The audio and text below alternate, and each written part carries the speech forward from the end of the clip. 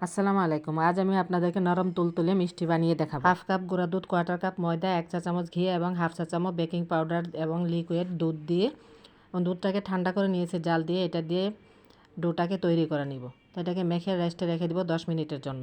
এই যে 10 মিনিট পর চলে এলাম। যে এই চামচটা দিয়ে মাপ করে আমি সবগুলো মিষ্টি একই সাইজের করে তৈরি করে নিব। এই যে সবগুলো মিষ্টি আমার বানানো হয়ে গেছে। এবার চুলায় কড়াইতে তেল দিয়ে হালকা গরম হয়ে গেলে সবগুলো মিষ্টি দিয়ে ব্রাউন কালার হয়ে গেলে নামিয়ে নিব। 1 কাপ চিনি, 4 কাপ পানি দিয়ে শিরাটাকে জাল করে নিব। আমি এখানে একটা এলাচ দিয়ে দিচ্ছি। শিরাটা জাল হয়ে গেলে বলক আসা অবস্থায় ঠান্ডা করা মিষ্টিগুলোকে দিয়ে আরও 10 মিনিট জাল করে চুলাটা অফ করে দিয়ে 1 ঘন্টার জন্য ঢেকে রেখে দিব। 1 ঘন্টা পর দেখুন মিষ্টিটা কতটা সুন্দর হয়েছে, ফুলে একদম ডাবল হয়ে গেছে।